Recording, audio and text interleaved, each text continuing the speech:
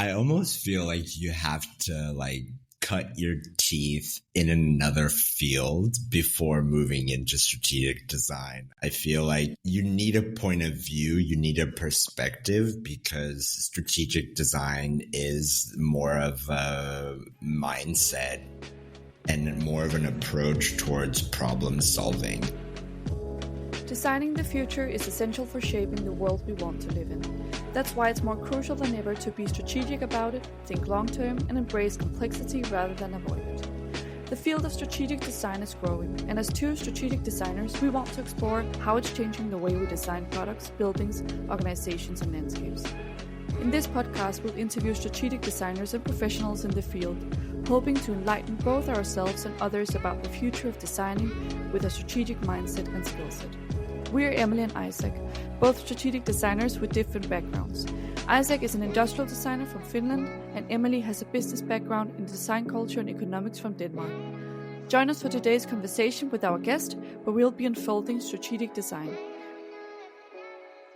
Welcome on today's episode that we're recording at the strategic brand agency Kontrapunkt in their offices in Copenhagen. Today we're meeting Andre Sanchez Montoya, who works at Kontrapunkt as an associate strategist. He's also the co-founder of Make Room, who provides consultancy and data-driven design insights for sustainable residential living.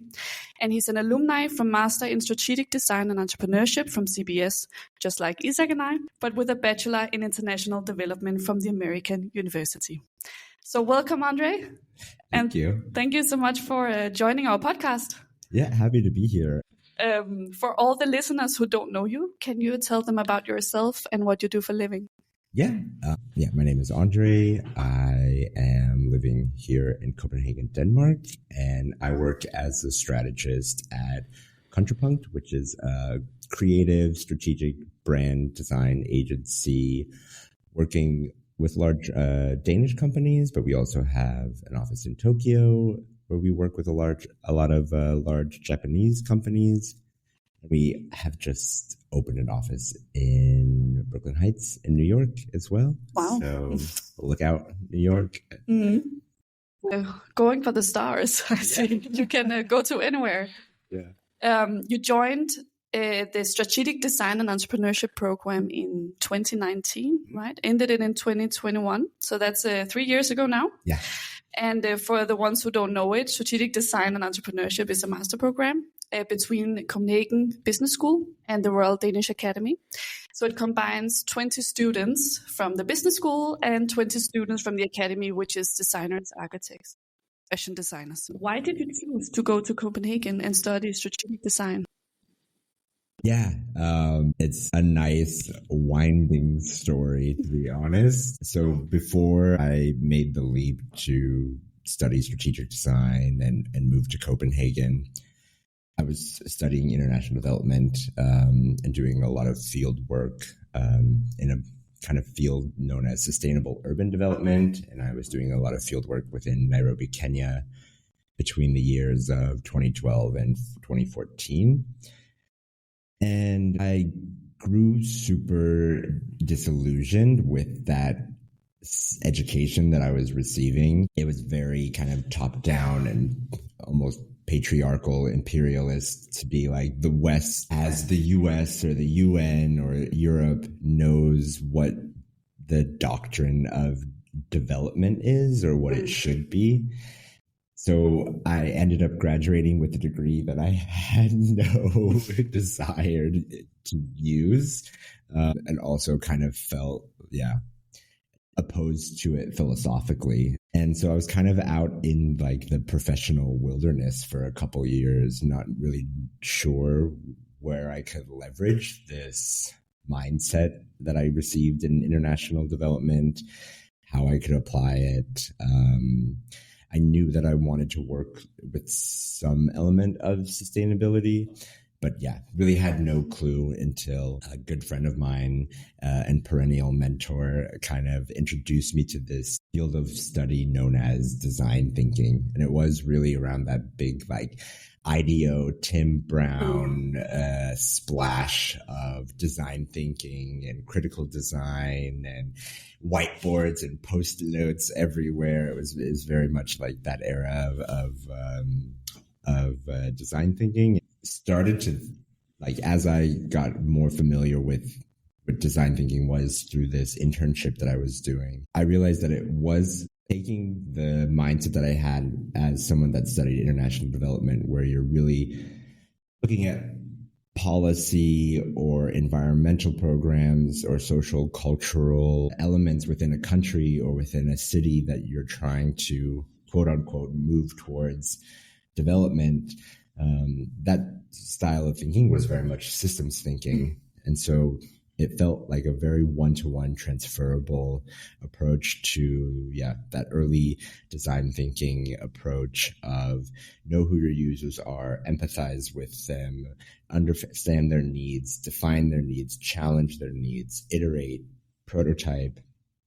Felt like that was the hands-on element that I didn't get in my bachelor's degree, where it was more you kind of sitting in an ivory tower looking at a population in need of the West's help in some way and then kind of dictating to it, rather than being on the ground, grassroots, in the field, shoulder to shoulder with participants or with users that you're designing these social policy programs for.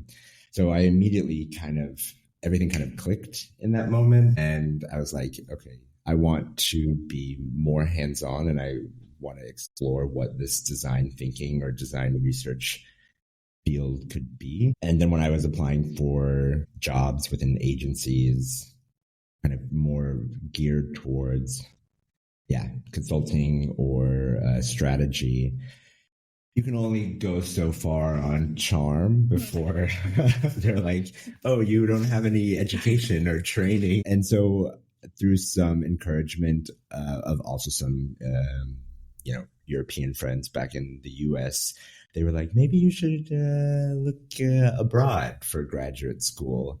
I'm originally from the US, so it was also like an economic thing, as we have to, pay for our master's degree in the US.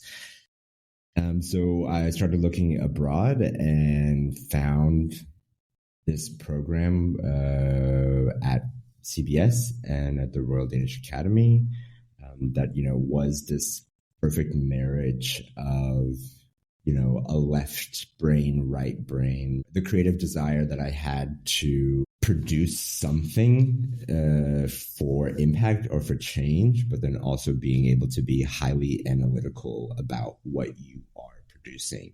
And I think the program did a great job of, piquing my interest in that way. And then also knowing that you would be in Copenhagen itself or be in Denmark, which is a country that has its own reputation when it comes to design and the Scandinavian tradition around design that comes with its own philosophies and ways of doing things.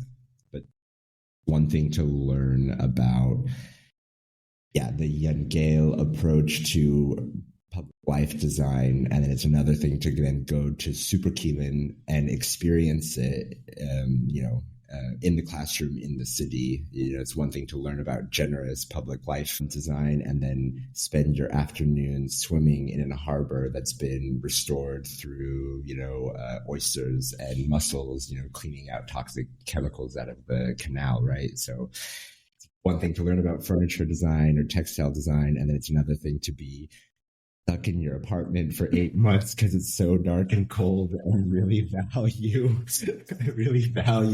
good furniture in lighting design. Yeah. So I think Copenhagen was a great backdrop. It was a laboratory. It is still a laboratory even now as a professional.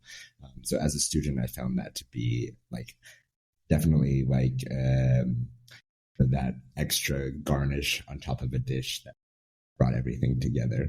Yeah, that's lovely to hear, because sometimes I'm a Dane, Isak is a Finn, where it's even darker in the wintertime. But sometimes we Danes don't really realize these things in the city. We take them for granted. Yeah, we swim in the harbor. I know my dad always tells me that 20 years ago that was not possible. So I know these things, but it's always been for me.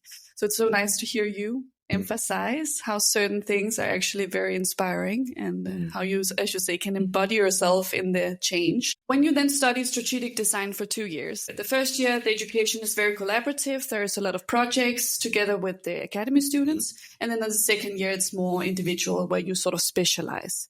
What were your learnings from those 2 years studying? The first year itself, I felt was probably the beneficial in terms of ways of learning which ways of working in this field are going to yield a great product or result. I think you really are forced to learn quite fast and quickly. It's okay, at least for us, our first project was a public life installation in Noves on Granamestavai. And I was working with 2 textile designers who had never forayed into public life or architecture.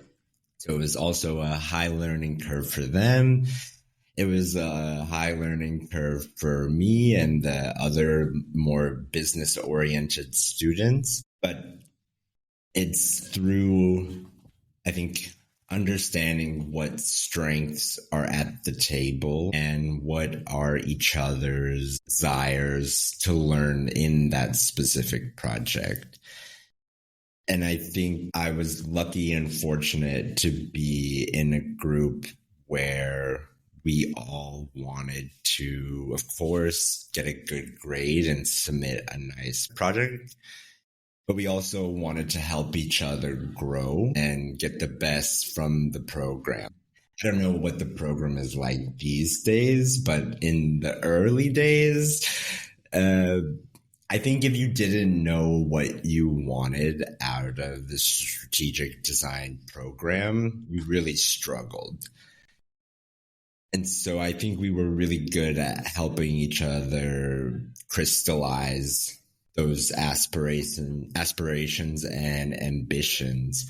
So I think once we established how to collaborate across disciplines, it made going from working with 2 textile designers to then working with architects quite a seamless transition. Of course, there's going to be different skill sets and point of views that you have to take into account. But in terms of understanding what is the design spectrum that you work on and where are those points for collaboration became much more clear, and it made going from one project to the next quite seamlessly. And it kind of gives you this like special skill. And I think I have been able and fortunate enough to replicate that within my work here at Kontrapunkt, but also when I was working as like a practicant at Henning Larsen as well. Now, because then after your studies, you actually started as an intern, or during your studies, you were an intern here. And then you started as a associate strategist, which you are now, or? Actually, as a student, I worked at Henning Larsen for a year. And that was a direct result of the corporate process consultation partnership that strategic design often does in pairing with the local company. And I knew that I wanted to get my hands dirty, as you say, within architecture and urban development. So I kind of saw the opportunity and I enjoyed the challenge that we had from Henning Larsen, talking about, how do you re-envision the business and financial approach to architecture if you aren't building buildings anymore. That's a big task. It's a big task for students or at Henning Larsen, or for 4 months for students in your master's degree. But it was through those connections that I was able to get an internship that was also quite unique between the sustainability and research division at Henning Larsen, and also between their business development sector. So very much also speaking to, the skill sets or mindset that you get in strategic design. It's looking at how do you understand innovation, but then also how are you leveraging that for a financial success, or how are you leveraging it to make, at least in this case, maybe an architectural bid or tender for a project be the preferred one because you are leading with sustainability, or you're leading with insights-based research or an anthropological approach to architecture. And then after my master thesis was submitted, also through my network, I was able to meet the strategy team here at Kontrapunkt. Yeah, and then it's been, almost 3 years in April. So fantastic. What are you strategizing here as a strategist at the moment? Yeah, it's a good question, because I think typical maybe strategists at an agency like Kontrapunkt in the past were maybe a little more geared towards traditional brand strategy, understanding a brand's market position, where they want to accelerate or move towards, and how can visual identity transformation help communicate that journey. And I still do a component of that work, but my expertise or field has really narrowed in the past year and a half, mainly around the EU's corporate sustainability reporting directive. Kontrapunkt, we produce a lot of annual and sustainability reports, and in the past it was much more of a graphic and layout design exercise. And now that there are these mandatory compliance elements around sustainability, around ESG, it becomes much more of a complicated report to produce.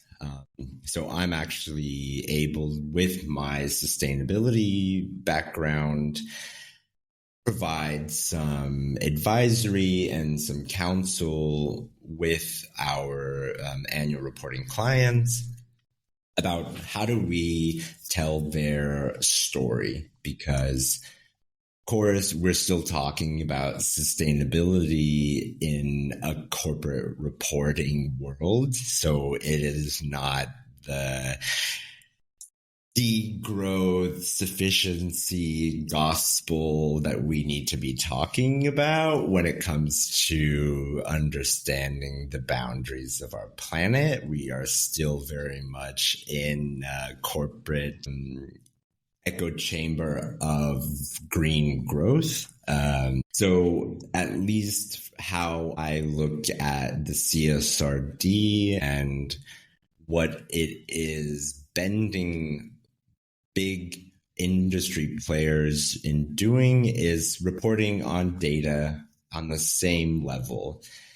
And what is the most material topic for one client or one company is not going to be, the same for another. Maybe one company is dealing with their impact in their value chain because they're mining precious metals. Maybe another one is dealing with the impact in their value chain because they're importing, cheap agricultural products from overseas.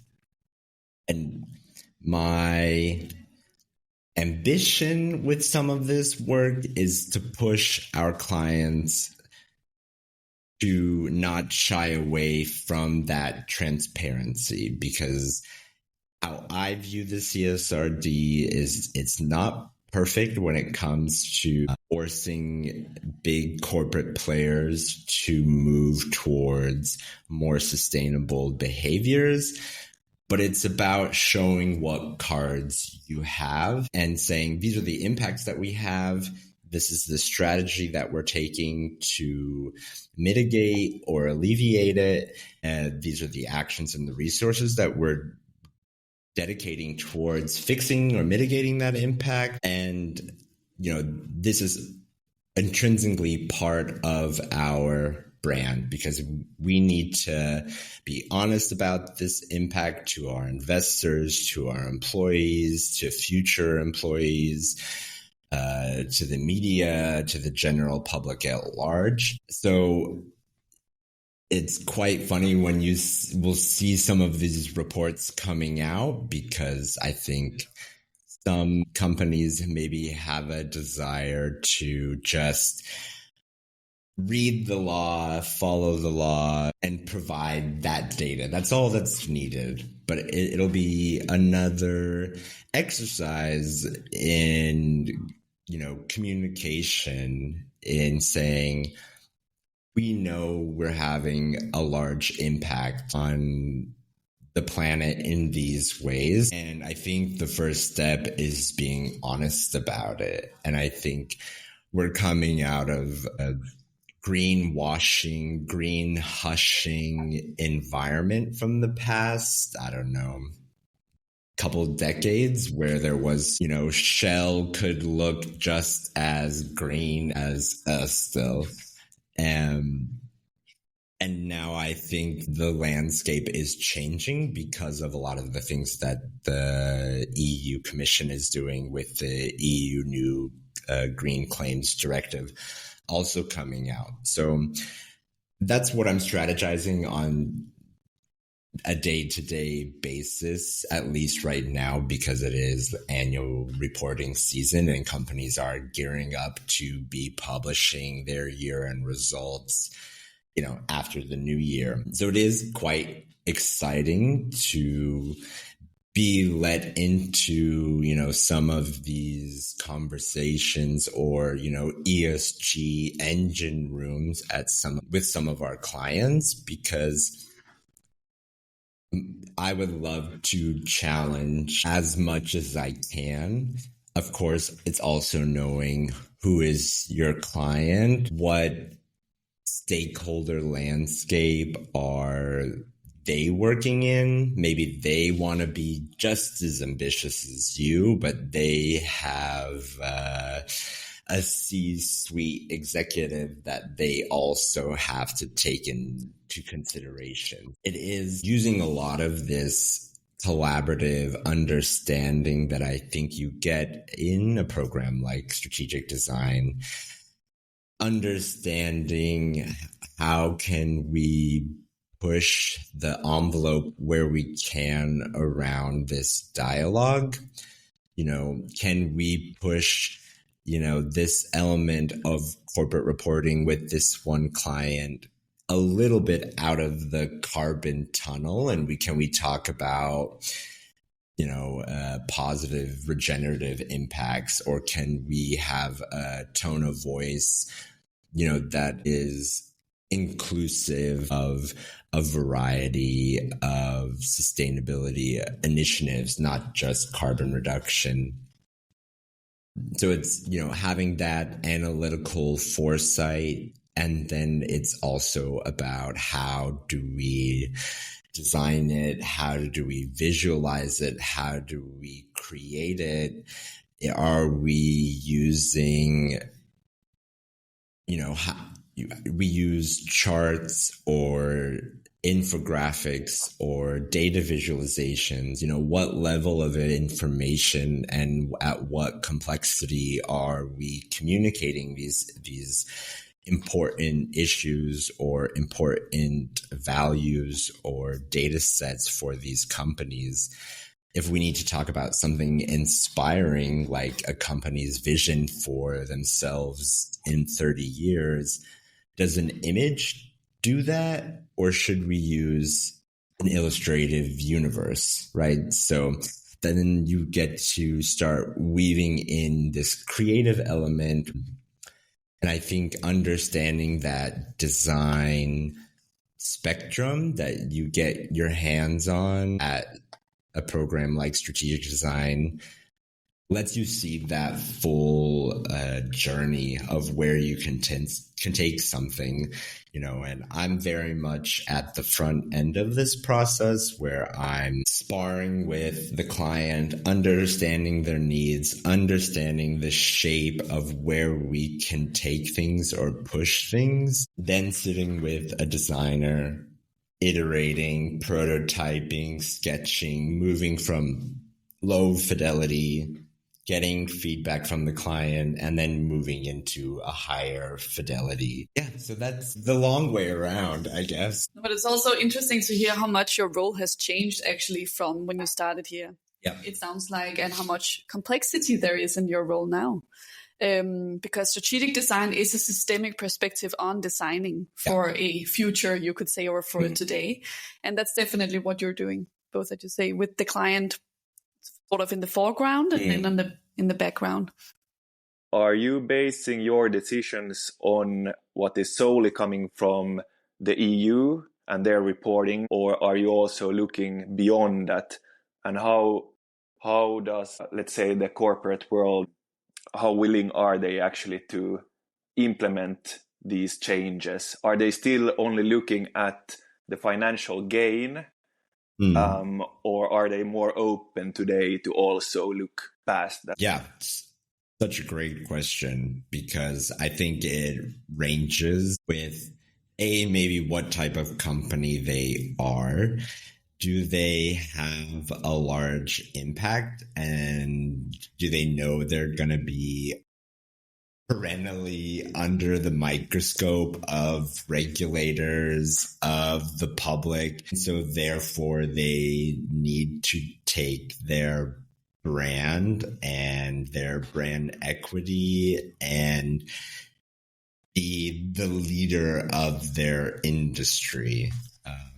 So I think you see some companies that see this idea of corporate sustainability or of reporting or of leading with their data, their external branded communications, as a way to own that spot in their industry, to be the preferred partner in their B2B relations, to be the preferred brand when it comes to, their B2C products and how they're distinguishing themselves from their competitors. And then I think you can maybe look at someone like us still as someone that is trying to not just talk about carbon reductions, talking about how are they giving back to biodiversity in the areas where they have offshore wind farms.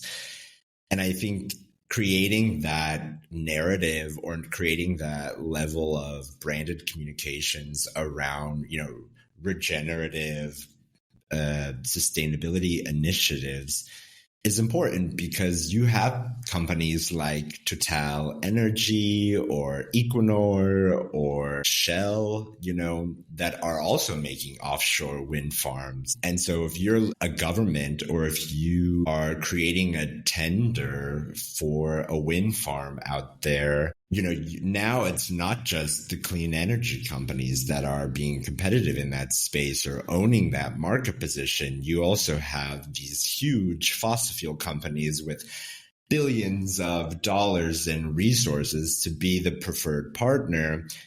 So if you're someone like us still, how do you distinguish yourself even more? And I think, we did a project for them where we helped them visualize that 3D universe that they create. Can you visualize the reciprocities of, not only what are they doing environmentally in terms of creating these re-coral farms where their wind farms are out in the ocean, but what are their social benefits? How are they providing communities in these areas the economic benefits? So I think there are some companies that are understanding that ESG reporting or elements, yes, is compliance now. It is licensed to do business, but you can also use it to distinguish yourself and use it to be, that preferred partner in your industry if you are on the ground and doing the work that is earnest and impactful in a true and sustainable way. Do you see that in the future that regulation will only become stricter? And how do you see yourself in that development within this area? How much do you think that your work will also have to adapt in the coming years? Yeah, I mean, regulation is so it can change like the wind, right? It all depends on the makeup is dictating those laws. So I think it completely depends on the political climate. And I know we talk about, what is the ESG or regulation when it comes to sustainability reporting in the US. And I think that SEC mandate is definitely going to die and not be let into operation after the recent election. So I think we also saw, the EU law nature, I think that's also stalled at the moment, or it's being watered down completely. So I would hope that when it comes to compliance, I mean, the reality of what we need is a degrowth economy, and we need things to move towards absolute sufficiency across the board. So I'm, in favor of those types of things. I think after reading Kim Robinson's Ministry of the Future, if you haven't read it, it's a speculative fiction book that looks at the world after we've failed to meet our climate targets. So it's equally terrifying, but also hopeful at the same time. It kind of shows you what does that world look like where there is a regulatory mandate around what is enough for us to operate and live a good life within the boundaries of the planet. And I think that opens up a great conversation around what we do here at Kontrapunkt, because what does branding for the good life within our limits look like? Because so much of the history of branding or advertisement has been sell, sell, sell, consume, consume, consume.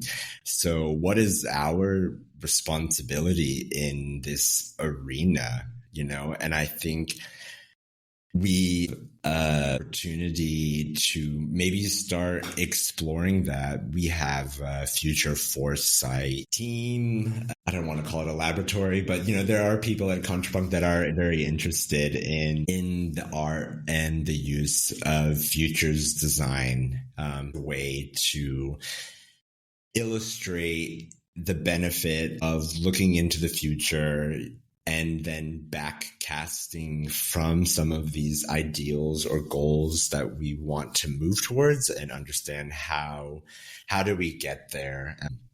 And so, maybe we need to do some speculative work around what would branding in a degrowth world look like? What does it feel like? What does a fashion week based off of collections from 30 years ago look like, right? I don't know. I think thinking in that more creative way could be a way of meeting a future of tougher compliance, but doing it in a way that is creative and inviting, because no one likes to be told you can't have this or you can't consume. And I think trying to do it in a way that is inviting and altruistic at the same time could be the role of branding in that future. Extremely inspiring to hear, because as you say, you have the creative muscles here. And also that your role now is so much in the machinery of the companies that are your clients, because when you now do branding, as you say, you need the data and the proof for everything, because you can't communicate something that's not there. So what do you see is different from you and your colleagues as a strategist? Are you different in terms of your background, how you see things? Yeah, and I think that is what, makes Kontrapunkt as agile and as competitive of an agency as it is that we all have a distinct background and maybe some communication side when it comes to strategy. Maybe some are more cut of management consultants cloth, or you have my background, which was more so in the built environment, sustainability, and then understanding how to bring those different perspectives together. And I think that is quite an advantage, because it's not the same profile around the table. It's everyone has a different point of view. And I think what I found at Kontrapunkt is that having a point of view is such a strong point, not only for the work that we're able to produce and create, but also the counsel and the advisory we're able to give our clients. Because, it's one thing to just say, we're going to work with an agency that is not going to be ambitious on our behalf. But I think it's such an opportunity to be chosen as the partner and be able to be ambitious, to be able to find that friction in a project and not be afraid to engage with it. And then when you do find that friction point and there is a willingness to dive into it, you then have a card deck full of specialists at Kontrapunkt that can meet that moment in a way. As we have had this discussion during our education, and as you're also saying that in those early days that you kind of had to define yourself, like what is strategic design, how do you kind of combine your background and then actually implement that? Do you have any thoughts about that? How do you shape yourself as